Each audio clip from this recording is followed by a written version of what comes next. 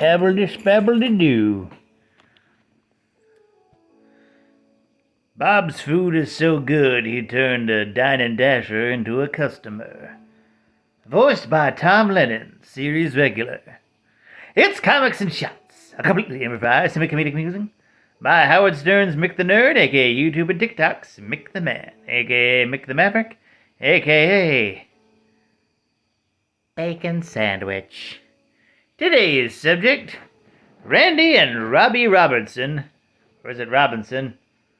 Robbie Robertson, Bobbity. Hey.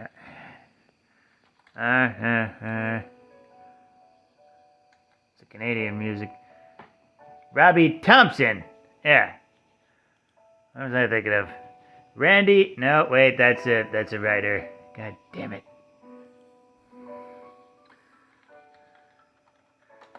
This is what you're watching. A guy looking up the name of characters who he should know from reading at least 5,000 issues of Spider-Man. Actually, probably not. Well, there's not that many, weirdly enough. It feels like there should be, but yeah. Also, what the shit? Robbie Robertson's name is Joseph? What? That's disturbing. Why are there so many Joes who aren't named Joseph? Including Robbie Robertson, chief editor of the Daily Bugle. Yeah. And also former best friend of Lonnie Lincoln and possible, brother-in-law. I say possible because I'm not caught up with the Zeb Wells stuff. Of course, let's be real here. Beetle and Randy. Doomed to fail, baby. But we're not talking about the modern stuff. We're talking about why they are important. Why the cast of the Daily Bugle is important, because the bullpen scenes of the Daily Bugle, they were real. Specifically, Robbie and his son, two black men who believe in civil rights, believe that things need to change, but not in how they do things. Randy is more militant, protesting, even considering dropping out of college. Robbie, however, believes in going through the system. And, that worked for him, but, as his son points out, that doesn't work out for every black person.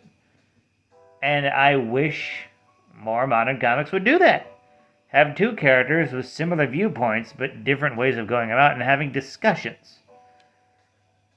Also, this is a comic books have always been fucking political video, so shut up, comic skaters, you big whiners.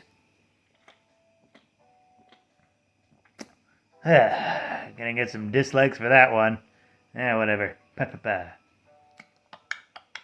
Yeah. I will, though, complain about sometimes they're drawn with gray ink. A lot of black people were back then. They most of the time drawn brown, but it's sometimes they're drawn gray.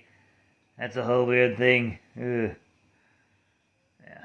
But ultimately the sentiment of, a father and son, two black men, one old, one young, discussing how to do things, how they disagree and agree on a lot of things is real. And I miss that. A lot of reality. There's not that much reality in a lot of comics. Action comics, they kind of have the bits about immigration and everything. It's Batman doesn't get as political as it could be. Wonder Woman, thankfully, yes. Flash, we got some depression here and there. Yeah.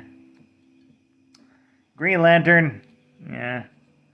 X-Men, thankfully, getting more political again.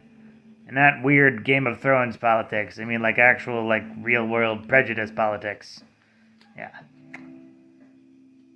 Use the fiction to show reality. I feel I've said this before, but I'll say it again. Use the fiction to show reality. Talk about things of the day. If it's coming from a place of earnesty and not hatred, then it's good. And the comics I'm talking about, I think it's Spider-Man, Amazing Spider-Man 70. This is the late 60s, and it was just felt very earnest and real, Sometimes a little both sidesy, but like I said, it was the Silver Age, but for the most part, really good. Yeah. And how sad is it that a somewhat limited Silver Age book has more of an honest political and social vibe than a lot of modern comics I read these days. Ugh. Ugh.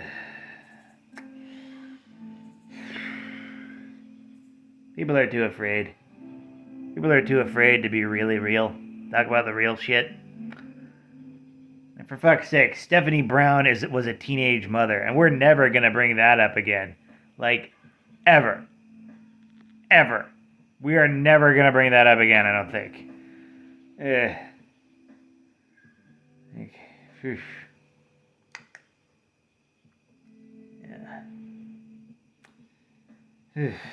But it's not never, ever, ever, you know? There's still hope. Still hope for discussions about characters having mixed views but understanding the other point. Still room for discussions. Let's find some. Let's find some room. With that, like, comment, and subscribe. Donate if you're feeling nice. Share it with a bear. And always remember, praise be to the blood elk, fear the stabopotamus, and death to Kronos.